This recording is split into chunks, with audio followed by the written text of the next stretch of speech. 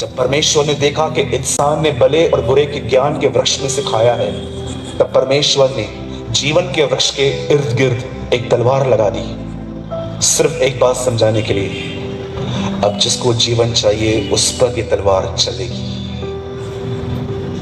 यीशु मसीह ने कहा, मैं इस पृथ्वी पर शांति के लिए नहीं, पर मैं इस पृथ्वी पर तलवार चलाने आया हूं। यू नो कौन सी तलवार? वो जो लोग चलाते हैं, वो तलवार नहीं, वो तलवार जिससे आपकी अटैचमेंट्स कटती हैं, पैसों से अटैचमेंट, प्रॉपर्टी से अटैचमेंट, कार से अटैचमेंट, लोगों से अटैचमेंट। इतनी चीजों में हम बढ़ चुके हैं कि हम समझ ही नहीं पाते हैं कि हम प्रभु में बढ़ क्यों नहीं पाते। एक सवाल आज अपने आप से पूछिए और उसके बाद हम ठीक 3 मिनट के बाद अब मैसेज स्टार्ट करेंगे। आपने कौन सा निर्णय लिया है इन दिनों में? कितनी बहनों ने यह निर्णय लिया है कि इस साल आप चुगलियां मारना बंद करेंगी? कितने भाइयों ने यह निर्णय लिया है कि अब आप पैसों से प्रेम करना बंद करेंगे? आज का सबसे बड़ा झूठ, पैसा नहीं होगा तो कुछ भी नहीं है। मैं आपके सामने खड़ा हूं, मैं इतना पैसे वाला नहीं हूं, मैं खुश हूं। I am a living witness of our Lord Jesus Christ. मैं बहुत खुश हूं। बाइबल बताती है बहुत सारा धन जो घबराहट के साथ है, उससे अच्छा है थोड़ा धन परमेश्वर के भय के साथ। बाइबल बताती है अमीर और घमंडी मरने से गरीब और ईमानदार मरना और भी बेहतर है। आज मैं आपसे पूछना चाहता हूं, कितनी बहनें हैं जो आज निर्णय ले रही हैं, आज के बाद अब यहां की बातें वहां, वहां की बातें यहां नहीं करेंगे? कोई हाथ ही नहीं उठा रहा। मैं डिसीजन लेता हूं, मैं नहीं करूंगा। हाँ, मैं हाथ उठाऊंगा तो सब उठाएंगे। फिर बोलिए कितनी बहनें हैं आज के बाद पति को मां के खिलाफ भड़काना बंद करेंगे आप? बोलिए।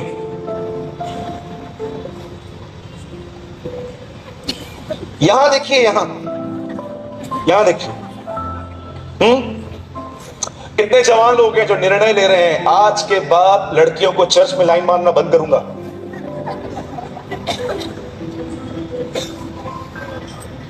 कितना सीधा बोलता है ये लड़का। हाँ, टेढ़ा तेरे को समझ में नहीं आता, इसलिए सीधा बोल रहा हूं आज।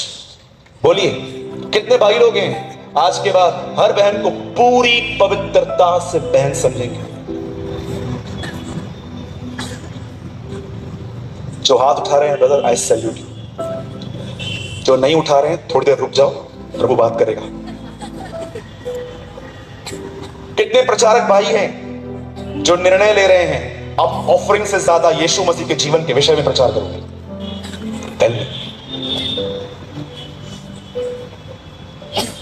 परमेश्वर आपके अनुग्रह को इज्जत देता है। और अगर आप आज निर्णय लोगे, आज का जो वचन चलेगा, और उसके बाद अगर आपको लगता है कि हाँ ब्रदर, आज मैं निर्णय लूंगा कि मैं जो आप मुझे सिखा रहे हैं मैं उस पर लर्न करूंगा, मैं यीशु मसीह के नाम से कहता हूं। हो सकता है आप बड़े प्रचारक न बनो, मैं भी नहीं बनना चाहता हूं कोई बड़ा प्रचारक। हो सकता है कि आप फेमस नहीं बनो, मैं भी नहीं बनना चाहता हूं फेमस, पर मैं यीशु मसीह के नाम से कहता हूं, अगर आपका संदेश आपने सीरियसली लिया, मैं यीशु के नाम से वादा करता हूं, उसके इस आशीर्वादित वचनों के तौर पे जब भी वो अपने साथ आपको ले जाएगा, आप निर्दोष ठहरोगे उसके सामने। You become a blameless person। वो आपको पहचानेगा, वो आपको जानेगा। और मैं आपसे कहना चाहता हूं, मसीह जीवन का 90% प्रतिफल मरने के बाद है। यीशु ने कहा, जो तुम यहां बांधोगे मैं वहां बांधूंगा, जो तुम यहां खोलोगे मैं वहां खोलूंगा, जो मेरा यहां इनकार करेगा मैं उनका वहां इनकार करूंगा। तुम मेरी मेज पर वहां पर राज्य करोगे। Jesus preach about coming world. वो आने वाले जगत का प्रचार करता था, इस जगत का नहीं। यहां पर कुछ भी नहीं है आपका। जानते हो कौन से लोग झगड़ा करते हैं? बोलो झगड़ा। बोलो बाजू वाले को, आपको पता है कौन से लोग झगड़ा करते हैं? अभी उनको बोलो इधर देखो, बताएगा वो। यू नो कौन से लोग झगड़ा करते हैं? जिनको खुदा से ज्यादा प्रॉपर्टी, पैसे, गोल्ड, शेयर्स और बहुत सारी चीजों से प्यार है, वही लोग देखेंगे एक दिन अमित कब। देखो हम झगड़ा कैसे कर रहे हैं ब्रदर। मैं आपको बोलूंगा कि ये चीज मेरी है, आप बोलना मेरी है, ठीक है ब्रदर? ये चीज मेरी है, मेरी है, मेरी है। छोड़, मेरी है, छोड़ छोड़।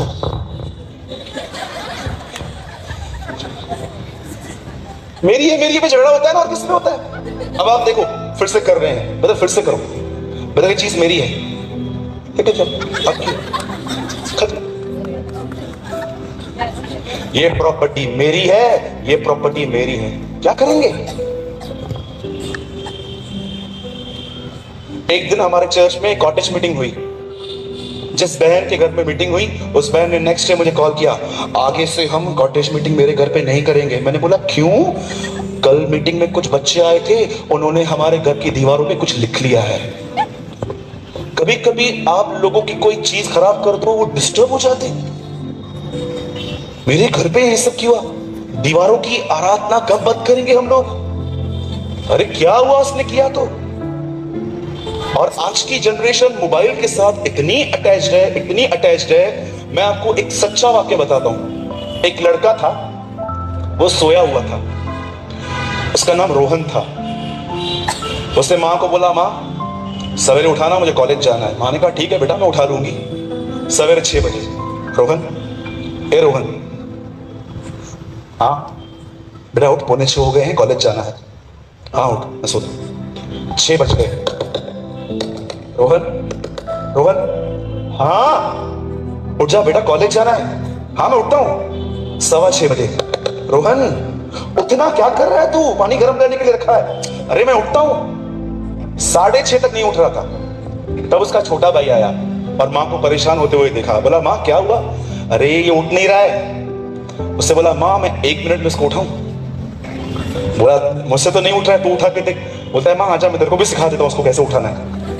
बोला नहीं, बता बता क्या करना है। कान में जाके बोलता है, रोहन सुन, फोन मम्मी के पास है और उसको पासवर्ड पता चल गया है। कुत्ते की तरह उठा।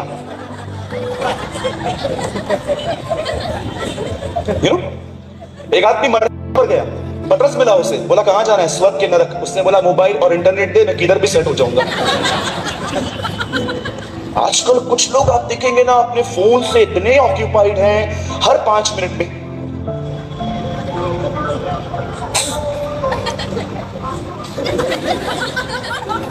मेरे साथ एक भाई थे, हर 5 मिनट फोन निकाल रहे थे और मेरे को थोड़ा इरिटेट हो रहा था, बार बार।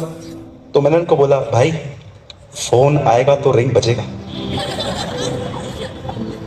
मैं आपसे पूछना चाहता हूं, कहीं ऐसा तो नहीं है कि आपकी स्पिरिचुअल लाइफ आपके सेलफोन की वजह से बर्बाद हो गई है?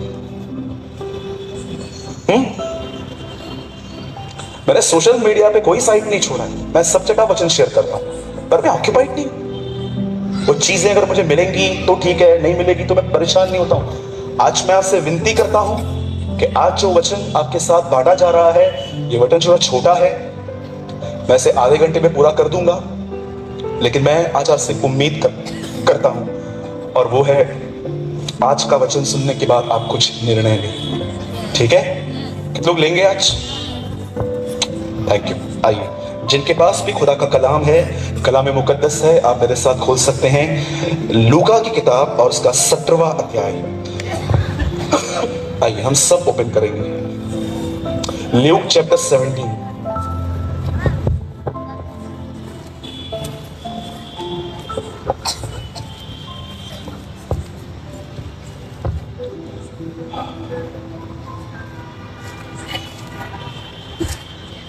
अगर आप हिंदी बाइबल लाए हैं तो लूका रचित सुसमाचार, इंग्लिश लाए हैं द गॉस्पेल ऑफ ल्यूक, और अगर आप उर्दू पढ़ते हैं तो लूका की इंजील 17वां अध्याय 17 चैप्टर। और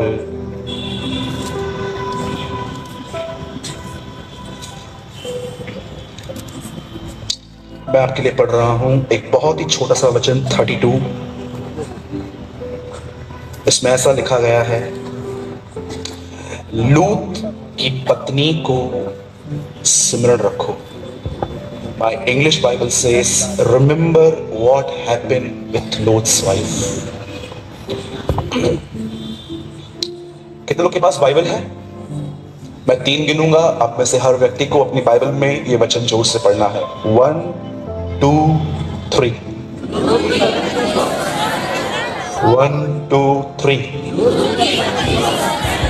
इंग्लिश में ऐसा लिखा गया है, उस चीज को याद रखो जो उसके साथ हुई।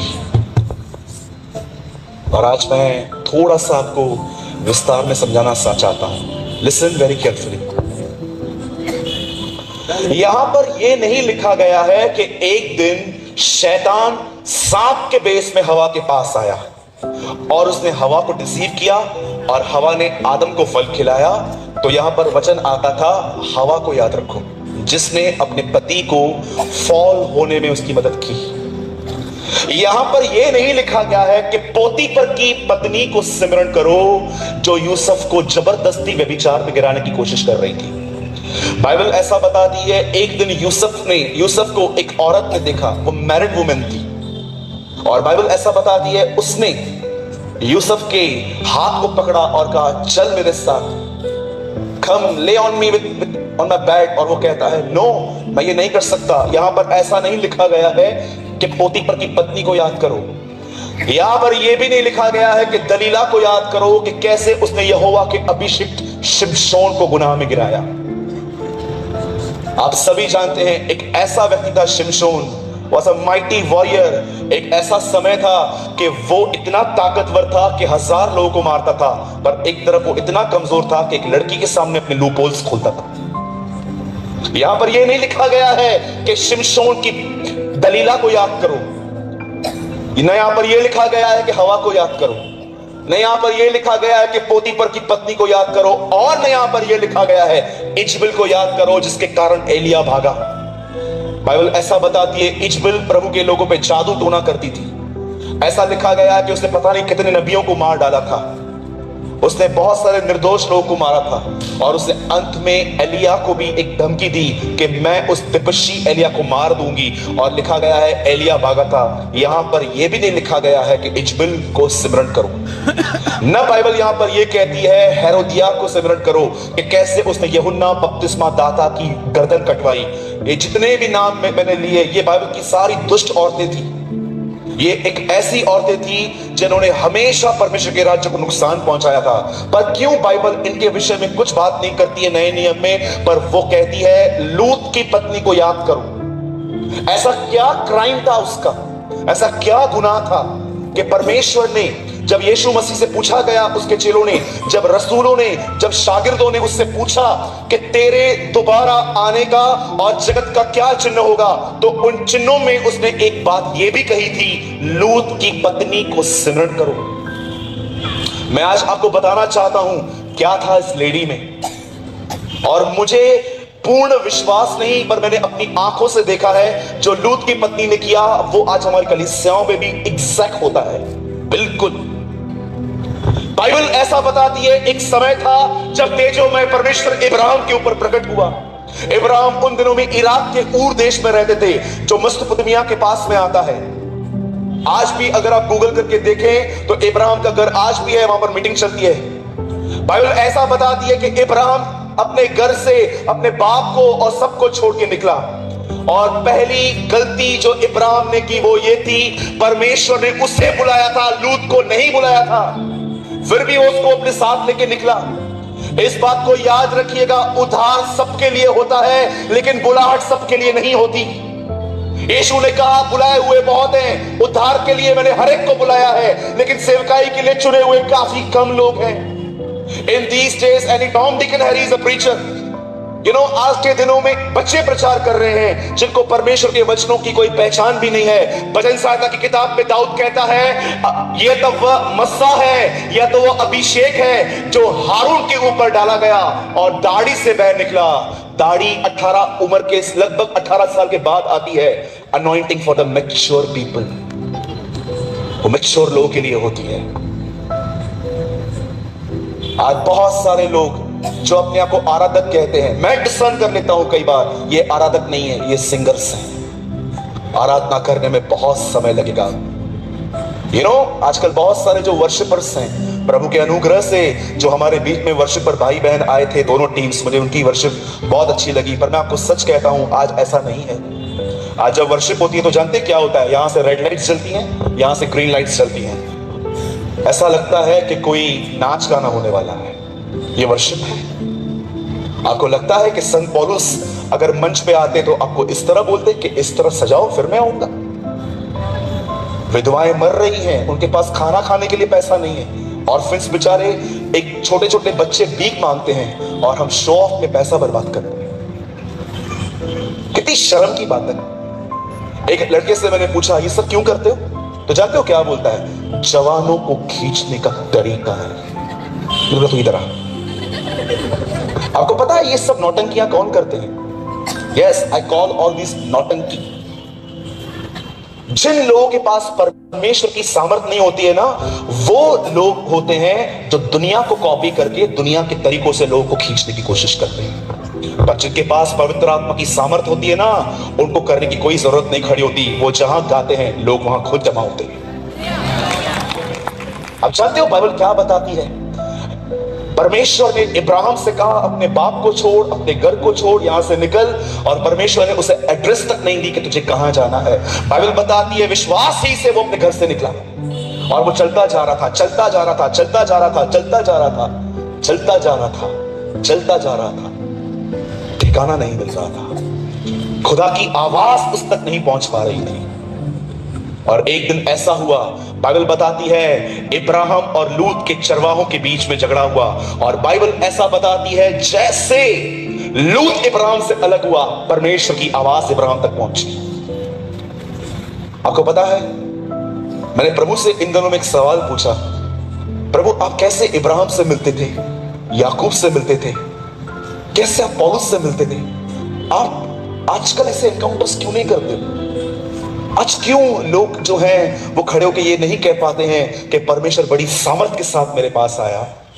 और जानते हो मुझे परमेश्वर ने क्या कहा? मैं आपको सच कहता हूं, मैं एक ही चीज में सिर्फ ब्लेस्ड हूं, मैं परमेश्वर की आवाज को बहुत अच्छे से पहचानता हूं, बाकी मुझे और कुछ नहीं पता है।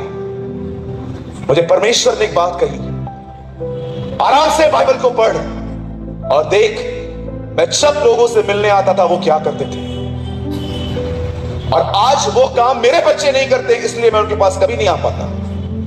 आराम से अपनी वचनों को पढ़ के देखिए, बाइबल ऐसा बताती है जब भी खुदा उनसे मिलने आया वो अकेले थे। 2019 के बिलीवर्स अकेले रहते ही नहीं है, इसलिए खुदा उनसे मिल ही नहीं पाता। हमेशा लोगों के साथ घिरे हुए रहते हैं, कभी सास के साथ बैठेंगे, कभी ननद के साथ बैठेंगे, कभी भाइयों के साथ बैठेंगे। मैं आपसे पूछना चाहता हूं, कब आपने आखिरी बार 6 घंटा किसी कमरे में अकेले बिताया था? 2020 के मसीहों के पास खुदा के लिए कोई समय ही नहीं है। वो अपने सेल फोन में इतने बिजी हो चुके हैं अपने रिलेशंस को मेंटेन करने में, इसको रिप्लाई करना है, ये अपलोड करना है, उसको रिप्लाई करना है। 2020 के मसीह आज अकेले रहते ही नहीं है। कई लोग तो ऐसा है कमरों में जाते हैं, दरवाजा बंद करते हैं, पर यहां दिमाग में 100 लोगों को साथ में लेके जाते हैं और खुदा उनसे मिल ही नहीं पाता। बाइबल का इतिहास रहा है, बाइबल ऐसा बताती है याकूब ने अपनी पत्नियों को और अपने बच्चों को आगे भेजा और वो अकेला रह गया, और लिखा है यहोवा उससे मिलने आया। मैं आपसे एक सवाल पूछना चाहता हूं, यहां पर जितने भी लोग यहां पर बैठे हुए हैं, बाइबल बताती है मैं कलीसिया को इब्राहिम की आशीष दूंगा। गलातियों की किताब में लिखा गया है। आपके हिसाब से बताइए इब्राहिम की ब्लेसिंग क्या है? लालची प्रचारक कहते हैं पैसा। मैं आपको बताना चाहता हूं इब्राहिम की आशीष क्या है, जान लीजिए और उसको अंदर डाल दीजिए। इब्राहिम की आशीष है परमेश्वर और उसकी मुलाकातें। परमेश्वर कलीसिया को यह देना चाहता है, वो अपनी कलीसिया से मिलना चाहता है। पढ़िए आराम से। जब यीशु ने प्रचार करना स्टार्ट किया तो क्या कहा? प्रभु का आत्मा मुझ पर है, उसने मेरा अभिषेक किया है ताकि मैं बंदियों को छुड़ाऊं, अंधों को दृष्टि पाने का, लंगड़ों को चलने का, टूटे हुए दिलों को जोड़ने का। और उसने अंतिम लाइन क्या कही कि वह समय आ गया है कि जब खुदावंद अपने लोगों से मिलेगा। That is a blessing of Ibrahim. जब परमेश्वर देखता है एक ऐसे व्यक्ति को जो अकेला उसके साथ समय बिताता है, परमेश्वर आने वाले समय में आपसे मुलाकात करेगा। और मैं आपको सच कहता हूं, 1000 मीटिंग्स अटेंड करने से उसकी एक मुलाकात बहुत है, बहुत है। बाइबल ऐसा बताती है परमेश्वर ने इब्राहिम को चुना। और इब्राहिम परमेश्वर की आवाज को नहीं सुन पा रहा था, वो जगह जगह घूम रहा था, उसे समझ में नहीं आ रहा था मैं रुकूं आखिर कहां पर, मुझे कोई लीडिंग नहीं मिल रही है। जानते हो क्यों? क्योंकि बुलाहट सिर्फ और सिर्फ इब्राहिम की थी। वो लूत को लेके निकला। आज मैं आपसे पूछना चाहता हूं, अपने मसीह जीवन में कितनी चीजें आप कैरी करके चल रहे हो? अपने आप से पूछिए। अगर आप लोगों की खुशी के लिए ही सारा दिन सोचते हो तो मैं आपको बताना चाहता हूं, आप परमेश्वर को प्रसन्न कभी नहीं कर पाओगे, कभी भी नहीं। यीशु मसीह ने कहा, जिसने मुझे भेजा है उसने मुझे अकेला नहीं छोड़ा है, क्योंकि मैं सर्वदा वही करता हूं जिससे वो प्रसन्न होता है। आज मैं आपसे पूछना चाहता हूं, क्या आप परमेश्वर की खुशी के लिए जी रहे हैं? जैसे बाइबल बताती है इब्राहिम और लूत की प्रॉपर्टी इंक्रीज होने लगी, बड़ी होने लगी। बाइबल ऐसा बताती है उन दोनों के चरवाहों के बीच में झगड़ा हुआ। और जानते हैं इब्राहिम क्या बोलता है?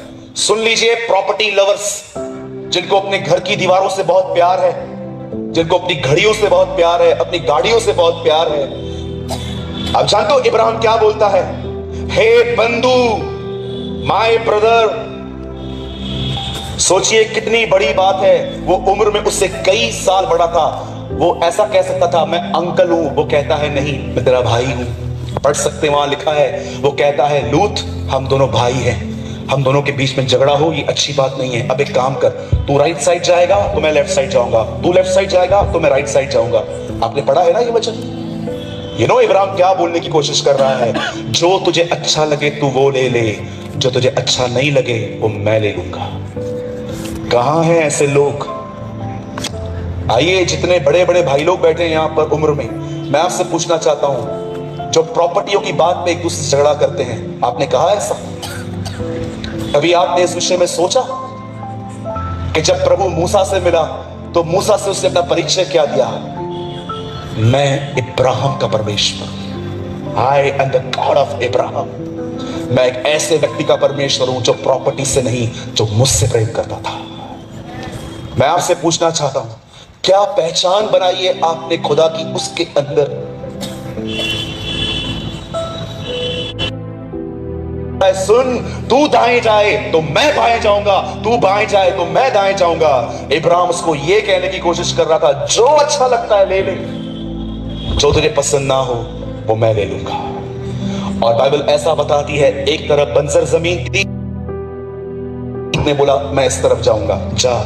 लेकिन लूत जानता ही नहीं था उस ग्रीनरी में एक ऐसा शहर था जहां पर लड़कियां लड़कियों के साथ और लड़के लड़कों के साथ में विचार करते थे। गे रिलेशन, लेस्बियन रिलेशनशिप थे वहां। और वो उस नगर में रहने के लिए चला गया और इब्राहिम एक बंजर जमीन में रह गया। और परमेश्वर इब्राहिम से कहते हैं, देख जहां तक तेरी नजर जाती है वहां तक देख, यही वो देश है जो मैं तेरे वंश को दूंगा। और जानते हैं एक दिन क्या हुआ? लूत जिस नगर में गया उस नगर का नाम था सदोम और अमोरा। यह हजकल की किताब में ऐसा लिखा गया है, जब इजराइल के लोग गुनाह करते थे तो परमेश्वर उन्हें कहता है तू अपनी बहन सदोम की तरह बन गया है। एक समय ऐसा भी था जब परमेश्वर ने इजराइल को यह कहा था कि तू अपनी बहन सदोम और अमोरा की तरह बन गया है, व्यभिचारी। आज मैं आपसे एक बात पूछता हूं, स्पेशली जवान भाइयों और बहनों से, बुरा मत मानिएगा, लेकिन आज अपने जीवन को परखो। मैं आपको एक चौंकाने वाली बात बताना चाहता हूं, यीशु मसीह को स्वर्ग में किसी के अपराध क्षमा करने का हक नहीं है। शौक हो गए ना सुन के? इन वचनों में लिखा गया है, एक आदमी था, वो लकवे का मारा हुआ था, उसे ऊपर से नीचे उतारा गया। जब यीशु मसीह वहां पर खड़ा था, यीशु उसको कहता है, हे मेरे बेटे, तेरे पाप क्षमा हुए, उठ और चल फिर। फरीसी लोग वहां पर खड़े होकर कहते हैं, तू कौन है जो पाप क्षमा करता है? और यीशु कहता है, सुन लो, मनुष्य के पुत्र को पृथ्वी पर पाप क्षमा करने का अधिकार है, स्वर्ग में नहीं। एक आदमी अगर मर गया, वो ऊपर चला गया, उसे खुदा भी माफ नहीं करेगा। जिसको माफी चाहिए उसको इधर ही मिलेगी। नरक में क्या है सबसे बुरी बात? हेल हेल क्यों दर्शाया गया है, क्यों बाइबल नरक को कहती है नरक? आप जानते हो नरक है क्या? नरक के अंदर सबसे बुरी बात आग नहीं है। हाँ, मैं जानता हूं वहां पर एक दरिया बहती है जिसमें पूरी आग बहती रहती है, पर मैं आपको बताना चाहता हूं नरक में उससे भी एक खतरनाक चीज है जिसका जिक्र इस पवित्र शास्त्र में आया है। जानते हो नरक में सबसे बड़ी बात क्या है?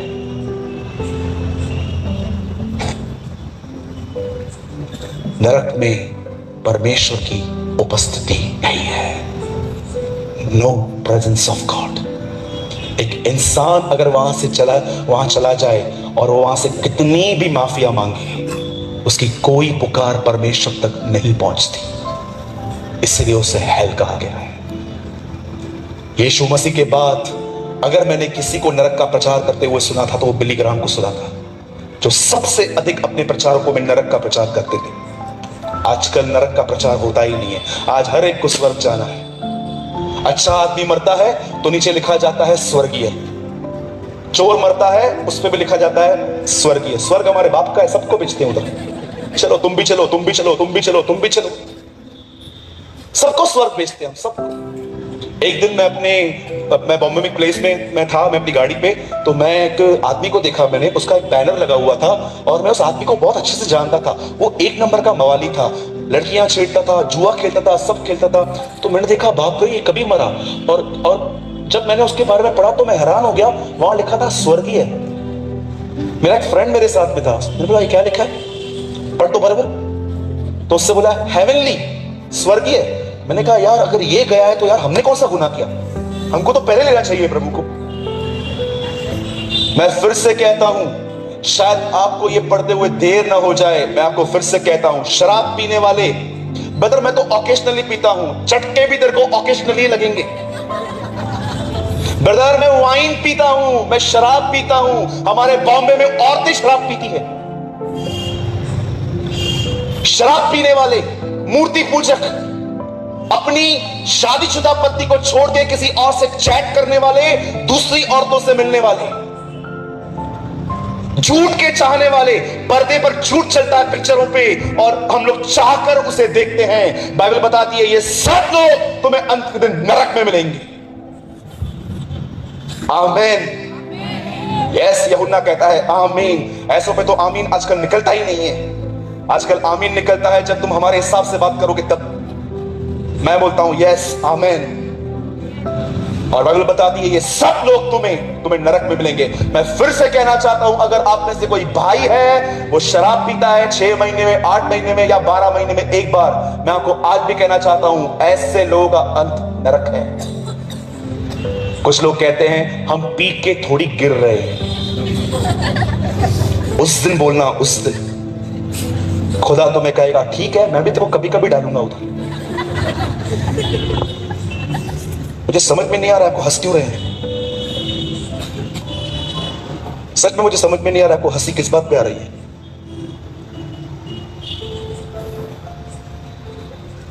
बाइबल ऐसा बताती है वो सदोम और अमोरा में गए, लड़कियां लड़कियों से पाप कर रही थी, लड़के लड़कों से पाप कर रहे थे। हमारे बॉम्बे में एक प्लेस है कॉल अंधेरी, वहां पर एक लड़की ने रिसेंटली एक लड़की से शादी की। उसकी फैमिली ने उसको पकड़ के मारा, पीटा, मत कर, क्या कर रही है, तेरा वंश कैसे बढ़ेगा, ओ शट अप। अपनी मां को ऐसे बोल रही थी, मैं करूंगी। आप सोचिए इंसान इतना गिर चुका है। ये तो एक लॉफुल सेक्स होता है हस्बैंड और वाइफ के बीच में, आज ये हो गया है। अरे एब्रॉड में तो लोग जानवरों के साथ पाप करते। सोचो इंसान आज जानवरों की लेवल पे आ चुका है। कितनी शर्म की बात। मैं आपसे पूछना चाहता हूं, जितने जवान भाई और बहनें बैठे हैं, मैं पूरे आदर, मैं आपका आदर करता हूं। आज मैं गुस्से की नहीं, मैं आपको प्रेम से आपको मैं एक बात पूछना चाहता हूं, क्या आपकी लाइफ प्योर है? आइए मैं आपसे पूछता हूं, आर यू प्योर?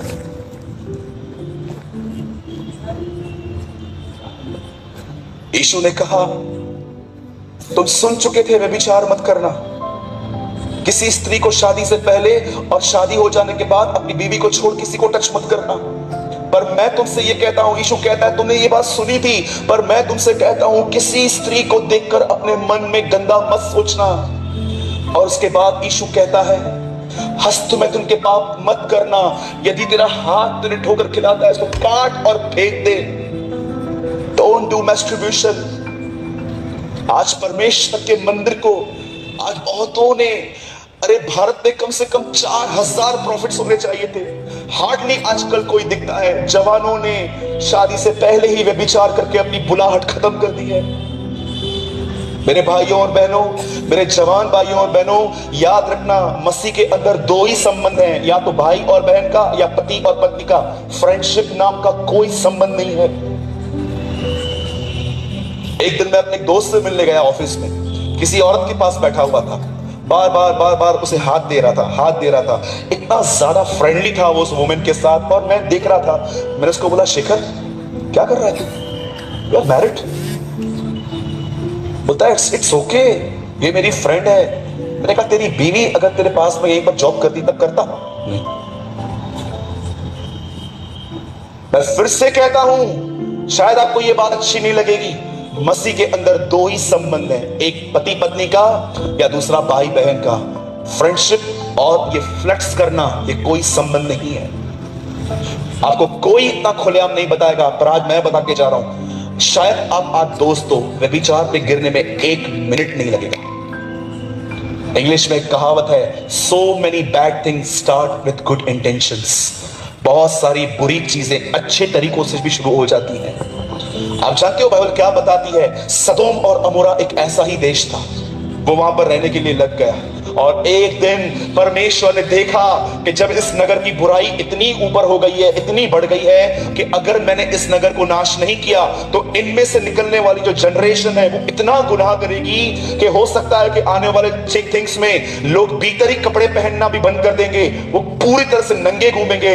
और परमेश्वर ने डिसाइड किया कि वो उस नगर को नाश करेगा। पर परमेश्वर ने एक व्यक्ति को देखा वहां पर जिसका नाम लूत था, जो इब्राहिम का भांजा था, और परमेश्वर ने ये बात इब्राहिम पे प्रकट की कि मैं उस नगर को नाश करने वाला हूं। इब्राहिम ने प्रार्थना करना शुरू की, प्रभु अगर वहां पर 50 लोग होंगे तो क्या तू उस देश को नाश करेगा? प्रभु ने बोला नहीं करूंगा। 40 होंगे तो नहीं करूंगा, 30 होंगे तो नहीं करूंगा। और आखिर में परमेश्वर ने उसकी विनती सुनी। आप में से कितने लोग ये बात जानते हैं, सदोम और अमोरा को नाश करने से पहले प्रभु ने इब्राहिम पे प्रकट किया था, और संसार को नाश करने से पहले यह चीज परमेश्वर ने कलीसिया पे प्रकट की है। एक दिन आएगा जब मेरा बेटा वापस आएगा, तब मरे हुए और जीवितों का वो न्याय करेगा, और ये बात उसने हम पे प्रकट की है ताकि हम इनके समान काम न करें। आप जानते हो बाइबल क्या बताती है? उसके बाद एक समय आया, 3 स्वर्गदूत नीचे उतरे। मैं ये विश्वास करता हूं, एक जिब्राइल और एक मिकाईल और तीसरा प्रभु यीशु मसीह है। और ये तीनों इब्राहिम से बात करते करते एक लेफ्ट हो गया, वापस अपने सिंहासन पर चला गया, और 2 लोग सदोम और अमोरा में एंटर हो गए। लूत वहां पर बैठा हुआ था, और वो लूत को कहते हैं, लूत निकल यहां से, बिल्कुल देर मत करना, यहां से बाहर निकल। लूत पूछता है क्यों? बोलते कुछ मत पूछ, यहां से निकल, यहोवा का क्रोध है इस नगर पे। आप में से कितने लोग इस बात को जानते हैं? यीशु मसीह ने एक व्यक्ति को अंधापन दूर करके उसे कहा इस गांव में प्रवेश मत करना, क्योंकि वो जानता था उस गांव में ऐसे लोग थे जो बगैर पश्चाताप के जिंदगी जी रहे थे। मैं आपको बताना चाहता हूं, यीशु मसीह जानता था कि अगर इस व्यक्ति को वापस गांव में जाना पड़ा, ये आदमी वापस पाप करेगा, वापस अंधा हो जाएगा। यीशु उसको इनडायरेक्ट शब्द में ये कह रहा था, यहां पर मत जा, क्योंकि यहां पर ऐसे लोग रहते हैं जहां पर पश्चाताप नहीं होता। मैं यीशु के नाम से कहता हूं, अगर आपकी कलीसिया पश्चाताप प्रचार नहीं करती तो उस कलीसिया में जाना गुनाह है। अगर आपकी कलीसिया आपको पश्चाताप करने के पीछे नहीं सिखाती, अगर आपकी कलीसिया आपको यीशु के पीछे चलना नहीं सिखाती, तो आप एक ऐसी कलीसिया में है जो एक गलत कलीसिया है।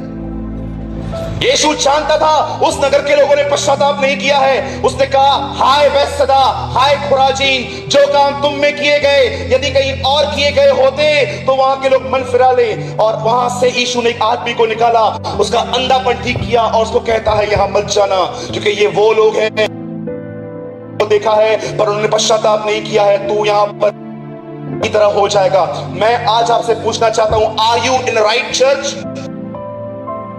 मैं every Sunday Jesus is life पे खड़े होकर लोगों को यीशु के पीछे चलने का टारगेट देता हूं। मैं उन्हें चैलेंज करता हूं यीशु की तरह बनो। आज बहुत सारे जो लोग हैं वो इस बारे में जानते ही नहीं है। यू नो इस पवित्र शास्त्र की आखिरी आज्ञा क्या है? मेरे लोगों, बेबीलोन से बाहर निकलो, निकलो उन मरी हुई कलीसियाओं से बाहर और उन लोगों के साथ संगति करो जो खुदा के साथ चलते हैं, जो खुदा के पीछे चलते हैं। निकलो अब मरी हुई डिनोमिनेशन से बाहर। डेड और ड्राई रिलीजन कहती है बाइबल उन्हें। Yes, dead and dry religion, एक मरा और सड़ा हुआ धर्म। उस कलीसिया में जाओ जहां पर उसके पुत्र के जीवन का प्रचार होता है, जहां पर आपको यीशु की तरह बनने के लिए टीचिंग दी जाती है। क्या होगा सबसे अगर मैं ऐसा बोलूंगा तो? कुछ लोग बकबक करेंगे, इसको क्यों बुलाते हो? Who cares? कौन फिक्र करता है वापस आने की? मैं आपको खुश करने के लिए नहीं आया हूं, मैं सच्चाई बोलने आया हूं। ग्रहण करो, आपकी मर्जी, नहीं करो, आपकी मर्जी। जो सत्य है वो सत्य है। आपको क्या लगता है यीशु मसीह को इसलिए क्रूस पे चढ़ाया गया क्योंकि उसने 5000 लोग को खाना खिलाया था, दुष्ट आत्मा निकाली थी, बीमारों को चंगा किया था? जानते हो वो लोग क्या बोलते हैं उसको पकड़ के? ये इंसान सबत के दिन को, हमारी रीतियों को नहीं मानता, इसीलिए उसे मारा गया। आज कहां भी जाओ सब लोग कहते हैं जो प्रचार करना है कर लो, don't touch our traditions. Oh, I will touch, but I will touch. कहां लिखा है? मुझे एक जगह बताओ बाइबल में कहां लिखा है मरियम की पूजा करनी है? Show me in one place. कहां लिखा है अबाउट होजरी? टेल मी, शो मी, मैं भी फॉलो करूंगा। मैं डिनाई नहीं करता कि मैरी एक गॉडली वुमेन नहीं थी। यस, मैं मानता हूं कि वो भी एक गॉडली वुमेन थी। वही गॉडली वुमेन लूका की किताब में कहती है, मेरा प्राण मेरे उद्धारकर्ता की बड़ाई करता है। एक पापी ही उसे उद्धारकर्ता कहता है, पापों से छुड़ाने वाला। मरियम खुद बताती है मैं गुनहगार हूं, लेकिन रोमन कैथोलिक भाई बहन उसकी आराधना करते हैं, उसकी मूर्तियां रखते हैं। कहां लिखा है? कहां लिखा है? मार्टिन लूथर ने उनसे पूछा था 500 साल पहले, कहां लिखा है ये सब? इंडिजेंस के नाम पे जब वो दंगा करते थे कलीसियाओं में खड़े होके, वो उनसे पूछता है कहां लिखा है ये सब? वो कहते हैं मरियम ने एक विनती की थी, याईर, मरियम ने एक विनती की थी उससे और यीशु ने उसकी सुनी। मार्टिन लूथर ने कहा फिर एक काम करो, यीशु ने याईर की विनती सुनाई, उसको भी मानो। फिर मजाक बना के रख दिया। कभी कभी यू नो लोग हमसे हम लोग को लिए क्या बोलते हैं पता है? बाहर बोलते हैं ये लोग इतने भटे हुए हैं, समझ में ही नहीं आता है कि यीशु पर विश्वास करके जाए कहां? रोमन कैथोलिक में जाएं, प्रोटेस्टेंट्स में जाएं, यहां जाएं, वहां जाएं, माता मरियम में जाएं, यहां जाएं, पिता जाएं, कहां जाएं?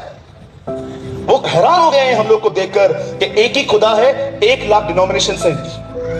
आपको नहीं लगता है कि कंफ्यूजन निकलने चाहिए और एक ही कलीसिया बनने चाहिए जिसमें उसको आदर मिल सके, जिसमें उसको महिमा मिल सके? बस अभी क्रिसमस आएगी, कैरल निकालेंगे, लड़के लड़कियां मस्त वहां पर लाइन मारेंगे, एक दूसरे को डांस करेंगे, घर पे चले जाएंगे। और यीशु का जन्म आजकल लोगों के लिए एंटरटेनमेंट बन चुकी है। Entertainment, just entertainment. My brothers and sisters, be serious, be a true Christian. अगर ये मीटिंग तुम्हें आज नहीं उठा पाई ना, मुझे नहीं पता है फिर तुमको कौन उठाएगा। यू नो बाइबल क्या बताती है? वो दोनों स्वर्गदूत वहां पर गए और लूत को बोलते यहां से निकल। जैसे लूत निकल रहा था, बाइबल ऐसा बताती है उसे आज्ञा मिली पीछे मत देखा, और उसकी पत्नी ने पीछे देखा और बाइबल कहती है वो नमक का खंबा बन गई। क्यों लिखा गया है? याद करो, याद करो उसको। क्या अर्थ है नमक का खंबा बनने का? अब मैं आपको बताता हूं और 5 मिनट में मीटिंग पूरी कर दूंगा। जानना चाहते? जब प्रभु ने उससे कहा आगे बढ़ और वो पीछे मुड़ी, वो नमक का खंबा हो गई। अब जानते हो क्यों बाइबल ऐसा बताती है? इस चीज को याद रखो। जब बाइबल कहती है आगे बढ़ो, इसका मतलब है अपने पुराने स्वभाव को छोड़कर दिन प्रतिदिन अपने सृष्टिकर्ता के स्वभाव में आओ। लेकिन जो लेडी ने पीछे देखा वो नरक का खंबा, वो नमक का खंबा बन गई। आपको पता है उसकी ग्रोथ रुक गई, वो खत्म हो गई। आज मैं आपसे पूछना चाहता हूं, क्या आप इस बात को जानते हैं जब बाइबल ऐसा बताती है पीछे मत देख, इसका मतलब जो कुछ खुदा ने तुझे छुड़ा दिया है उस चीज को वापस मत उठा। आज मैं एक सवाल यहां पर बैठे हुए हर व्यक्ति से पूछना चाहता हूं, आइए मुझे उत्तर दीजिए। प्रभु में आने के बाद दिन प्रतिदिन आप नम्र बन रहे हैं कि आप डे बाय डे घमंडी बनते जा रहे हैं? अपने आप से पूछिए, कहीं ऐसा तो नहीं है कि आप बपतिस्मा ले चुके हैं पर अभी तक आपके अंदर आपका पुराना स्वभाव जारी है? जॉन वेस्ली ने अपनी किताब में लिखा, जो तुम अंधेरे में हो तुम वो रियल हो, जो तुम उजाले में हो वो रियल नहीं है, वो एक्टिंग है। मैं आपसे पूछना चाहता हूं, क्या आप दिन प्रतिदिन अपने सृष्टिकर्ता के स्वभाव में बढ़ रहे हैं? कितने लोग हैं यहां पर? अरे मैं आपको सच कहता हूं, मैं झूठ बोलता था ना, मैं आपको सच कहता हूं, मुझे बॉम्बे में लोखंडवाला में अपना एक बंगला, अपना एक घर होता था, मेरे पास कार होती थी, मेरे घर पे बहुत सारी लग्जरियस चीजें रहती थी, पर मैं आपको सच बोलता हूं, मैंने कभी इन चीजों के साथ कॉम्प्रोमाइज नहीं किया। इसीलिए बहुत सारी संसारिक वस्तुएं मेरे पास नहीं है, पर मैं आपको बताना चाहता हूं, भले ही मेरे पास सोना चांदी नहीं है, मेरे पास यीशु मसीह है। हर जीसस। आज बहुतों के पास सोना चांदी है, जीसस नहीं है। सब कुछ है, मैंने अपने बच्चे के लिए LIC भरी है, मैंने अपने बच्चे के लिए ये किया है, बहुत अच्छी बात है, प्रेज द लॉर्ड। बाइबल भी कहती है फ्यूचर प्लान करो, पर मैं आपसे एक सवाल पूछना चाहता हूं, कहीं ऐसा तो नहीं है कि आपका जो भरोसा है वो पैसों पर है? मैं आपको सच कहता हूं, हो सकता है कि आपके घर में जब कोई बीमार पड़ता हो तो डायरेक्ट आप किसी बड़े हॉस्पिटल में उसको एडमिट करने की कोशिश करते हो, पर मैं आपको बताना चाहता हूं, जब मेरे घर पे कोई बीमार पड़ता है ना, मैं हॉस्पिटल के लिए नहीं सोचता हूं, क्योंकि मैं आपकी तरह इतना अमीर नहीं हूं। मैं सबसे पहले उसे पुकारता हूं, क्योंकि मैं जानता हूं वो चंगा करेगा। और ये मेरी गवाही है, मैं बहुत बार विदाउट डॉक्टर मैं ठीक हो चुका हूं। यस, मैं आपसे पूछना चाहता हूं, क्या आप अपने सृष्टिकर्ता के स्वभाव में एवरी डे बढ़ रहे हो? और अगर आप बढ़ना चाहते हो तो आज मैं आपको एक रास्ता बताता हूं, अगर वो करोगे, मैं यीशु के नाम से कहता हूं, आने वाले दिनों में आप डे बाय डे यीशु की तरफ बनते जाओगे। You become like Lord Jesus Christ. और सुनिए, उसके लिए आपको क्या करना है, अब ध्यान दीजिएगा। आप जानते हैं पवित्र आत्मा क्यों दिया गया है? ओ, जब मैं ऐसा कहता हूं पवित्र आत्मा क्यों दिया गया है, तो क्या बताऊं मेरे पास क्या है मेरे अंदर में, मैं खड़ा नहीं रह पाता हूं जब मैं इसके विषय में बात करता हूं। आज से बहुत साल पहले इब्राहिम के बेटे को एक दुल्हन चाहिए थी। इब्राहिम ने अपने नौकर एलियाजर को कहा, जा उस गांव में जा और मेरे बच्चे के लिए एक अच्छी लड़की लेकर आ। इब्राहिम 20 ग्राम के 6 बैंगन लेकर और ऊंट लेकर ढूंढने निकला अपने मालिक के बेटे की पत्नी को। और एक समय ऐसा आया, वो एक गांव में पहुंचा, उसने घुटने टेके और परमेश्वर से कहता है, हे परमेश्वर, मेरे स्वामी के प्रभु, मैं तुझसे प्रार्थना करता हूं, जो भी लड़की हो वो मेरे पास आके खुद कहेगी कि क्या मैं तेरे ऊंटों को पानी पिलाऊं। मैं कभी कभी सोचता था, प्रभु जी, इस आदमी ने ये चिन्ह क्यों रखा? आपको पता है ऊंटों को पानी पिलाना कितना डिफिकल्ट होता है? वो हमारी तरह 1-2 ग्लास बॉटल नहीं, वो इतना पानी एक समय अपने अंदर स्टोर कर देते हैं, क्योंकि वो एक अकेला जानवर है जो रेगिस्तान में सर्वाइव करता है। कई दिनों तक उसे पानी नहीं मिलने पर भी वो चल पाता है। आपको पता है इनडायरेक्टली एलियाजर प्रभु को क्या कह रहा था? वो जो भी लड़की हो वो हार्ड वर्कर हो। नीति वचन में लिखा गया है, मनुष्य की पहचान उसकी नम्र जुबान और कड़क हाथों से होती है। आज हमारे साथ उल्टा है, हमारी जुबान हार्ड है और हाथ सॉफ्ट है। पहले के दिनों में ऐसा नहीं होता था। पहले के दिनों में लोगों के हाथ कड़क होते थे, जुबान सॉफ्ट होती थी। आज लोगों की जुबान कड़क हो गई है, हाथ सॉफ्ट हो गए, सब हाथ में मिलता है उन्हें। मैं आपसे पूछना चाहता हूं, यहां पर कितने लोग हैं अपने घर में अपना काम खुद करते हैं? ऐसा लिखा गया है, मुर्दों में से जी उठने के बाद जब पतरस यीशु की कब्र पे गया तो वहां पर लिखा गया है, हमने क्या देखा? यीशु का अंगोछा लपेटा हुआ पड़ा था। कितनी अजीब बात है ना। समझिए ये कब्र का दरवाजा है, पतरस अंदर आया और पतरस ने देखा यीशु मसीह कहां भी नहीं है, पर उसे एक कपड़ा मिला जो लपेटा हुआ पड़ा था। लिखा है ये कपड़ा यीशु के सर से बंधा हुआ था। लेकिन जैसे यीशु ने कपड़ा उतारा और जब पतरस आता है तो क्या कहता है, मैंने उस कपड़े को लपेटा हुआ देखा। कितनी बड़ी बात है ना। मुर्दों में से जिंदा होने के बाद भी उसे पता था मुझे अपना काम खुद करना है। What a God of discipline। आज हम लोग कभी कभी घर में आते हैं, जूते नहाते हैं, वो सब वहीं पर पड़ा रहता है। क्यों? मेरी पत्नी करेगी। क्यों? वो तुम्हारी नौकर है। तुम्हारे हाथ में क्या मेहंदी लगी हुई है? तो मतलब तू क्या कहना चाहता है, सब मैं करूं? किया तो फिर क्या हुआ? बहुत सारे भाई लोग हैं ना, ऐसा समझते हैं घर पे लड़की नहीं नौकरानी लेकर आए हैं। जैसे एक दिन उनका काम करके दिखाओ, पता चलेगा आपको। आप जानते हो एलियाजर ने उससे क्या मांगा?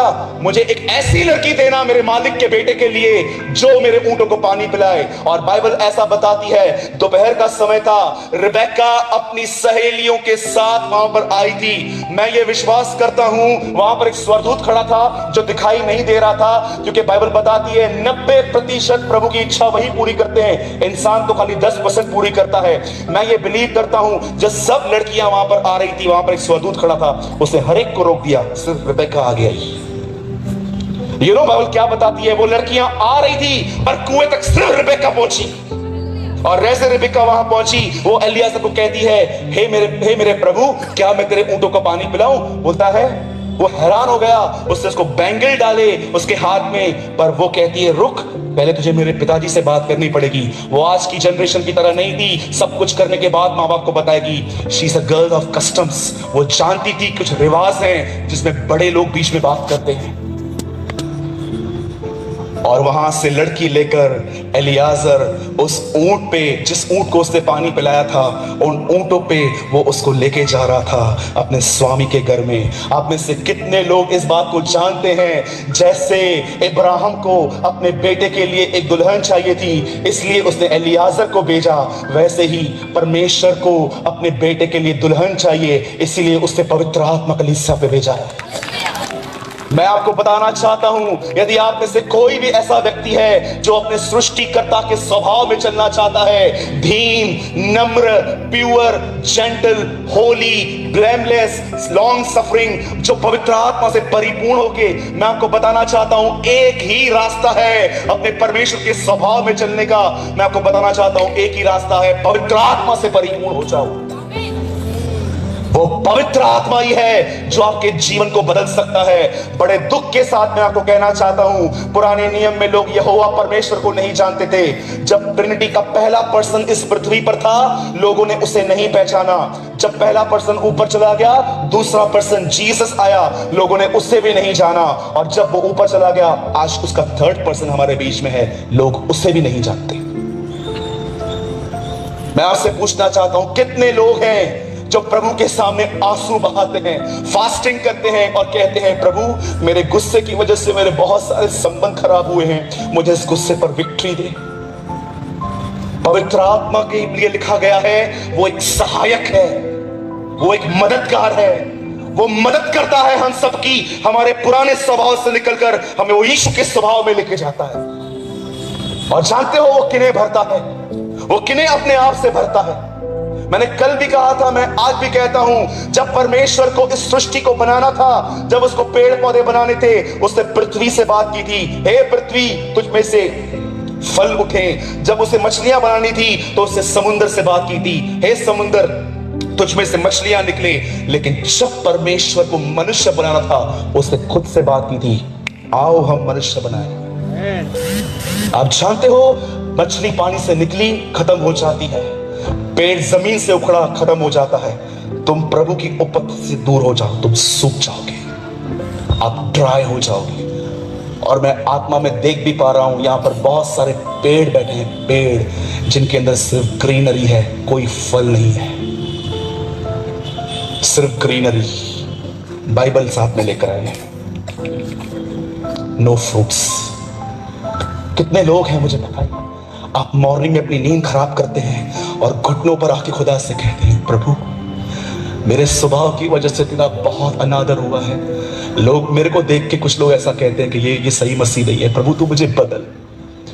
मैंने बहुत कोशिश की दूसरों को बदलने की, सांस को बदलने की, इसको बदलने की, अब नहीं। चेंज मी। आप जानते हैं जब वो यरूशलेम में गया तो पहली चीज उसने क्या की? आप में से कितने लोगों ने ये बात नोटिस की है बाइबल को पढ़ते समय? जब यीशु 30 साल के बाद, वो कभी भी यरूशलेम में पूरी रात नहीं टिका था, और जिस रात वो टिका उस रात वो अरेस्ट हो गया।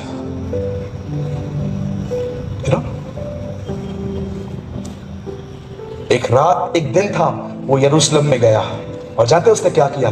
पहली चीज उसे पेड़ को श्राप दिया। उसके बाद वो मंदिर में गया, और मंदिर में जो भी लोग दान दशमांश का धंधा कर रहे थे उन सबको उसने उठाया और सबको बाहर निकाला। पहले पहले किसको निकाला? जो लोग कबूतर बेच रहे थे। कबूतर किसका प्रतीक है? पवित्र आत्मा का। ऑयल किसका प्रतीक है? पवित्र आत्मा का, अभिषेक का। उन दिनों में कबूतर बिकते थे, आज ऑयल बिकता है। 3 रुपए की डब्बी 300 में बेचते हैं, ढोंगी कहीं के। 1 रुपया मत दिया करो इनको, दे आर हिपोक्रेट्स। गरीब को तो इससे अच्छा। मैं अपनी कलीसिया में हमेशा कहता हूं, अगर तुम्हारे हाथ में ऑफरिंग है और तुम कलीसिया की तरफ आ रहे हो प्रभु के भवन में डालने के लिए, और तुम किसी को ऐसे को देख रहे हो जो भूखा नंगा बैठा है, 1 रुपया चर्च में मत लाना, पहले उसको खिलाओ, बाद में देख लेंगे। यीशु मसीह ने नहीं कहा मेरे पीछे चल तुझे स्वर्ग में धन मिलेगा। उसने कहा अपना पैसा गरीबों को दे और मेरे पीछे चल तुझे स्वर्ग में धन मिलेगा। बाइबल कहती है, मैं नहीं। मैं आपसे पूछना चाहता हूं, कितने लोग हैं यहां पर पवित्र आत्मा से भरने के लिए कीमत चुकाते हैं? कैथरीन कुलमैन, एक परमेश्वर की महान दासी, अपने प्रचार में कहती है, इससे पहले कि मैं यीशु का प्रचार करूं, उससे पहले मैं 1000 बार मरती हूं। फिर से कहूं,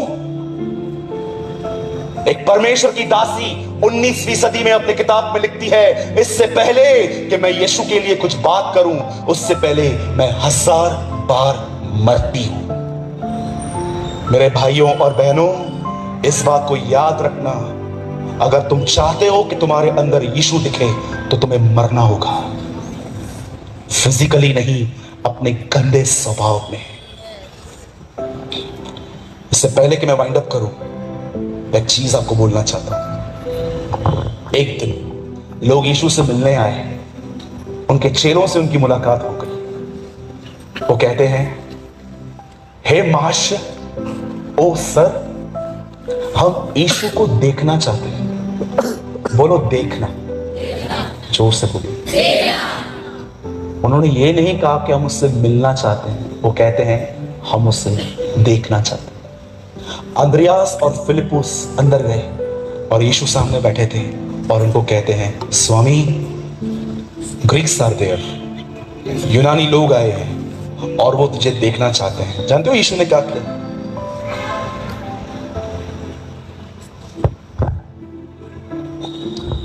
ऐसा लिखा है, उसने अपने हाथ में एक बीज लिया और कहा, जब तक ये बीज मेरे हाथ में है ये कभी फल नहीं ला सकता, लेकिन अगर ये जमीन पे पड़े और मर जाए तो ये फल लाएगा। सवाल पूछा गया है, वो तुझे देखना चाहते हैं। उत्तर आ रहा है, अगर ये मरेगा नहीं तो उस पे फल नहीं आएंगे। सवाल क्या है, जवाब क्या है? सालों तक स्टडी करने के बाद मुझे पता चला इस सवाल का यही जवाब। यीशु को वो लोग कहते हैं वो तुझे देखना चाहते हैं। यीशु कहता है वो देखना चाहते हैं ना, ये करो, वो तुम्हारे अंदर मुझे देख लेंगे। अगर तुम जमीन पे पड़ के मरना नहीं सीखोगे, लोगों को कभी मैं नहीं दिखाई दूंगा। लेकिन यदि कोई जमीन पे गिर के मर जाए, वो मुझे तुम्हारे अंदर देख लेगा। कितने लोग चाहते हैं कि यीशु आप में दिखे? मरना सीखो। जानते हो शुरुआत कैसे करनी है? आज के बाद घर में कोई भी बुरा भला कहे, चुपचाप सुन लो। जब आपको कोई सताए, जब आपके हाथ में अच्छी सैलरी आती है, तो आप बोलते हो ना, खुदा आपका शुक्र है कि आपने मुझे सैलरी दी, थैंक यू। जब कोई आपको सताए, तब परमेश्वर से ये कहो, मैं आपका शुक्र करता हूं क्योंकि आप इस बंदे के द्वारा मुझे तोड़ रहे हैं। कहेंगे? जो नहीं मरे हुए हैं वो दूसरों को मारते हैं आजकल, है ना? अगर अपने सृष्टिकर्ता के स्वभाव में, अपने स्वभाव में नहीं, 70 80 साल के बुढ़े लोग मैंने देखे हैं, मरने से पहले ऐसा कहते हैं, ये जो मेरा बेटा खड़ा है ना, इसको प्रॉपर्टी का 1 रुपया मत देना, उसने मुझे पानी का गिलास भी नहीं पिलाया था कभी। मरने से पहले भी उनका ये स्वभाव रहता है। सोचो, हाउ आर यू? एक सवाल पूछ के मैं खत्म कर रहा हूं, कैसे हैं आप? How are you? कहीं ऐसा तो नहीं है बपतिस्मा भी ले लिया है, स्वभाव पुराना ही है, टीवी भी देखते हो, पिक्चर पे भी जाते हो, जुआ भी खेलते हो, गुटखा भी खाते हो, सिगरेट भी पीते हो, चुगलियां भी मारते हो, निंदा भी करते हो, झूठ भी बोलते हो, पास्टर की बुराई भी करते हो। सोचो, stop all this, be serious. बोलो अपने बाजू वाले को, दूसरों का नहीं अपना जीवन देखो। बोलो बोलो बाजू वाले को, सुनेगा नहीं फिर भी बोलो, हमें दूसरों का जीवन नहीं खुद का देखो।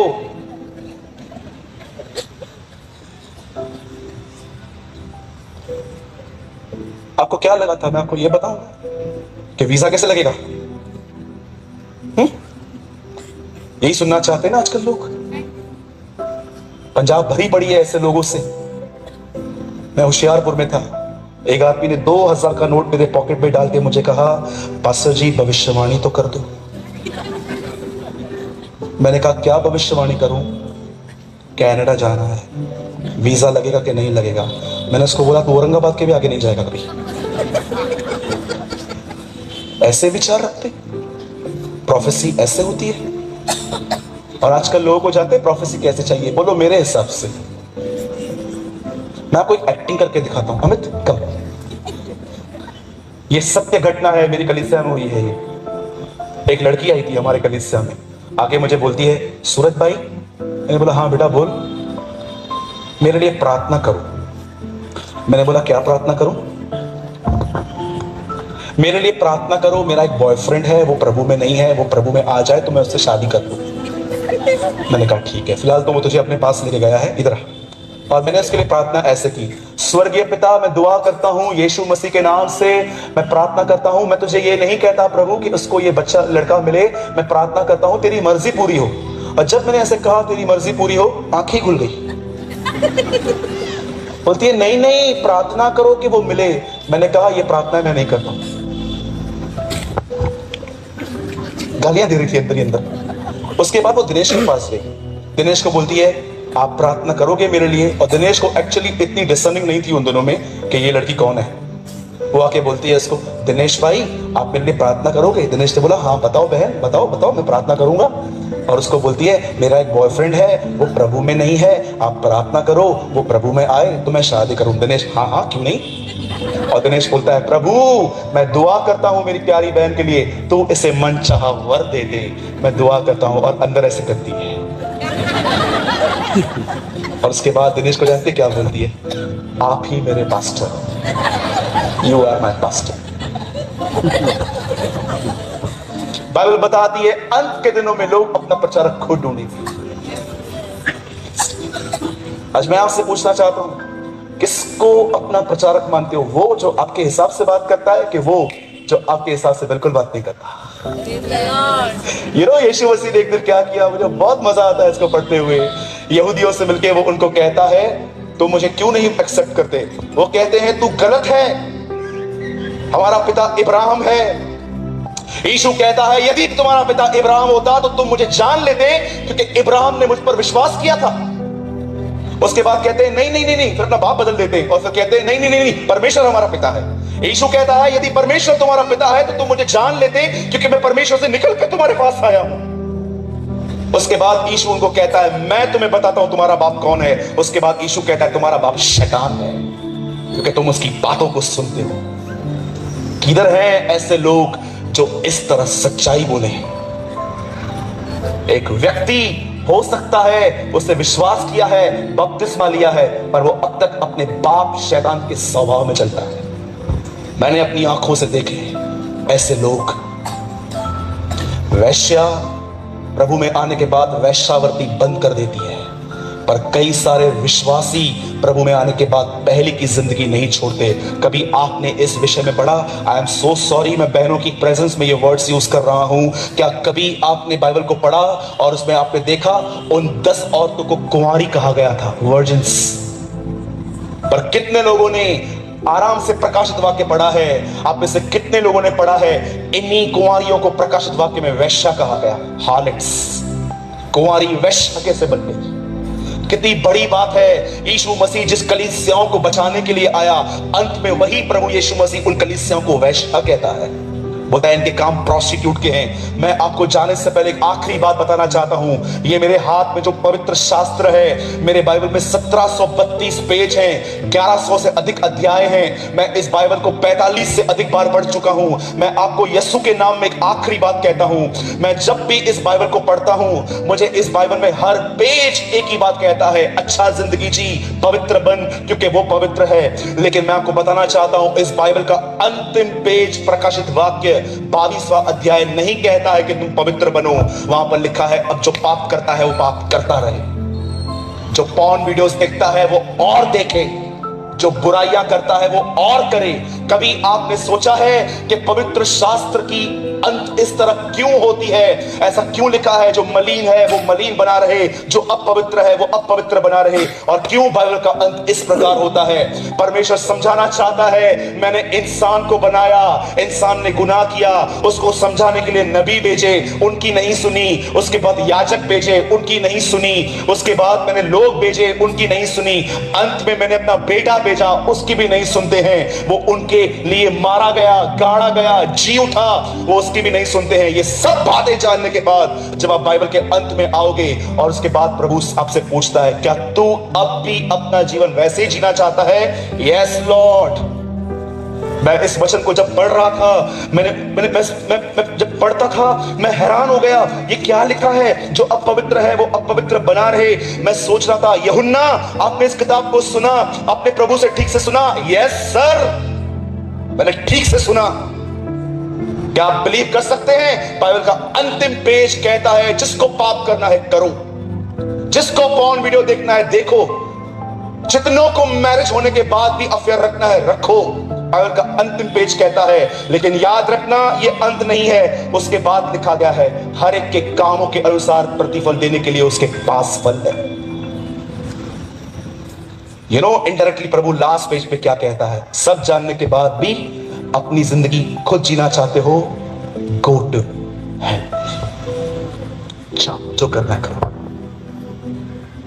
आप जानते हैं न्याय के दिन, ओ जीसस, न्याय के दिन, मैं फिर से कहता हूं, न्याय के दिन वही लोग बुद्धिमान ठहरेंगे प्रभु की नजर में, जो इस पृथ्वी पर यीशु की तरह जिंदगी जीते थे।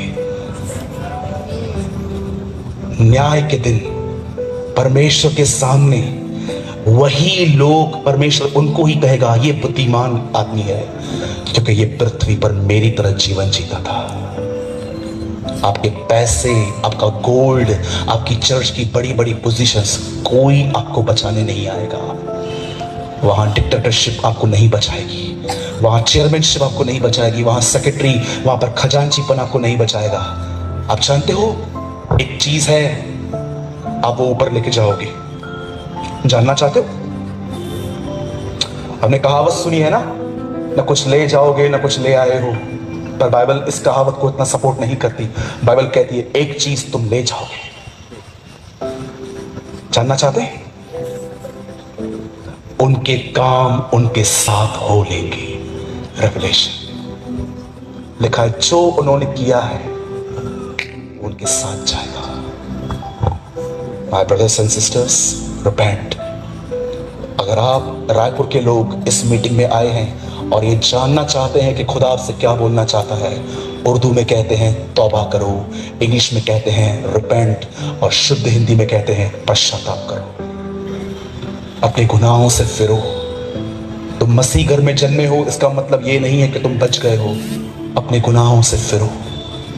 परमेश्वर से कहो, प्रभु मुझे पवित्र आत्मा से भर, ताकि मैं अपने पुराने स्वभाव से निकलकर तेरी तरह बन पाऊं। और मैं आपको कहना चाहता हूं, न्याय के दिन आप मुझे धन्यवाद देंगे, क्योंकि मैंने आपको यह संदेश सुनाया था।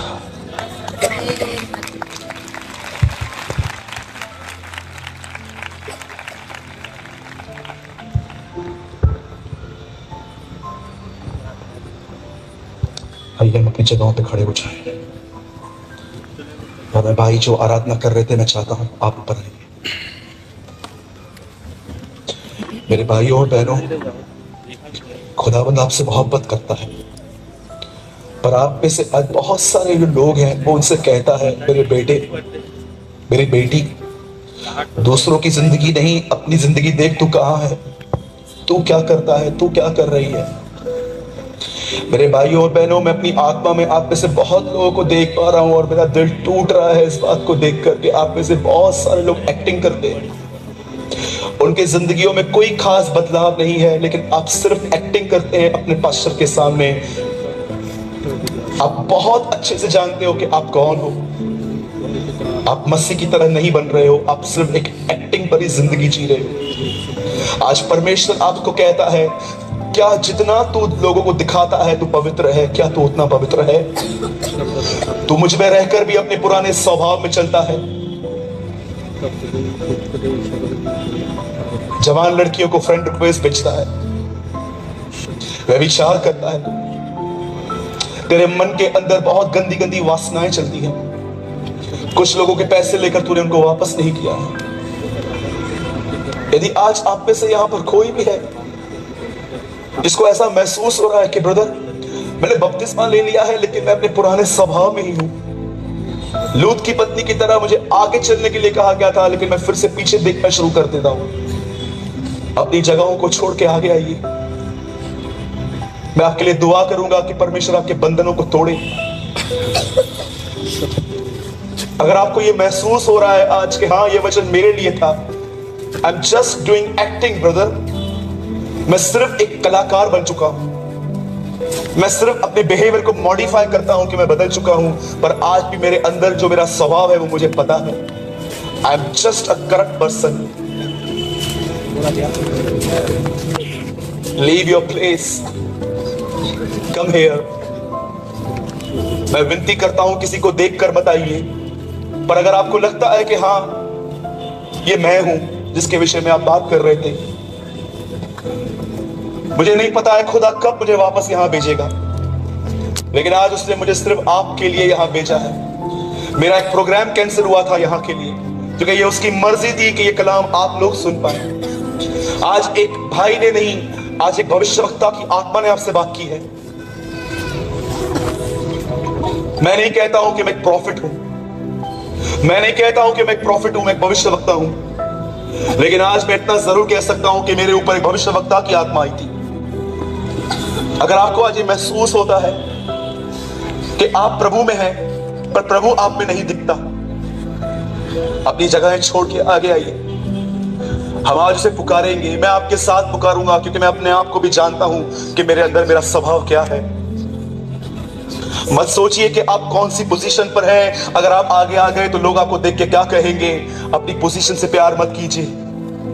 अगर आपको यह महसूस हो रहा है, हाँ ब्रदर, आज का कलाम आज मेरे लिए था, मैं ही वो व्यक्ति हूं, बहुत अलग हूं मैं घर में, और बहुत अलग हूं मैं अपनी कलीसिया में, और बहुत अलग हूं मैं अपने काम की जगहों पर।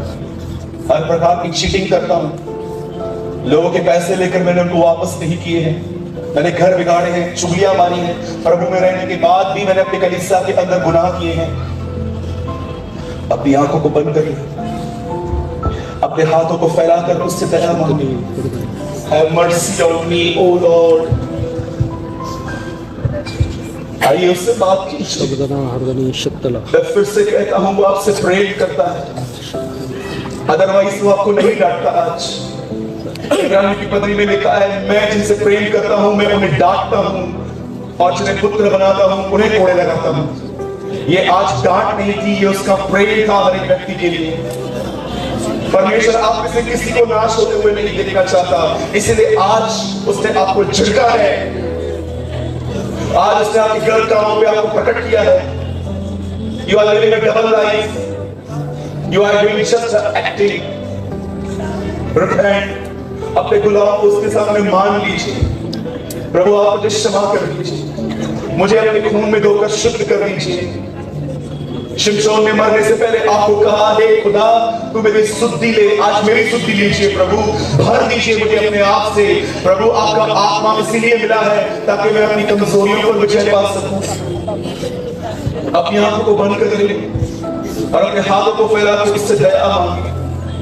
मैं फिर से कहता हूं, आज जो मैंने कहा है इसमें से मेरी कुछ भी बातें नहीं थी, मैं इतना बोल्ड व्यक्ति हूं ही नहीं। ये परमेश्वर है जिसने आपसे बात की है, ये परमेश्वर है जो आपके कपट को आपके ऊपर प्रकट